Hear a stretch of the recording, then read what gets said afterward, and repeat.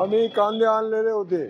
आम्ही इच्छापूर तालुका साक्री इथून धुळ्याला कांदे आणले, पण 150 ते 300 रुपये कांदे गेले, तर आम्ही काय करायला पाहिजे?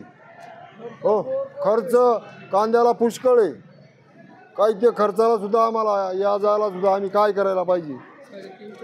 350 रुपये मजुरांचा रोज आहे, आम्ही काय करायला पाहिजे? विक्रीसाठी काय घेऊन हा मी कांदे घेऊन आलो आहे, लहान देवरून आलो आहे।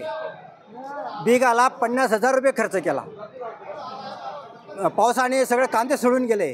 10-15 गोणी आणल्या, तेही भाव 100 ने 150 रुपये जाऊ राहिला, तर शेतकऱ्याने काय करावं?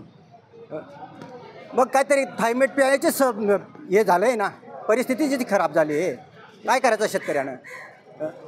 कांद्याला भाव नाही, सगळा माल सडला, आणि आम्ही काहीतरी व्याजाने पैसे वापरतो, घरचं भांडवल नाही आहे, तर काय करावं बरं शेतकऱ्यांनी?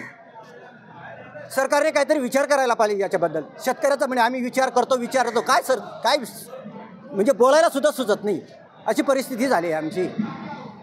काय करावं? मग त्याच्यापेक्षा काहीतरी थायमेट पिऊन मेलेलं बरं ना।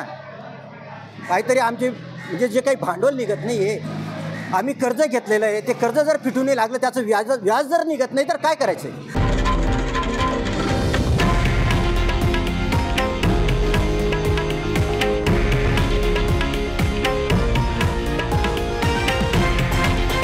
हे आहे देशातील नंबर 1 न्यूज नेटवर्क आणि आपण पाहत आहात TV9 मराठी, एकमेव।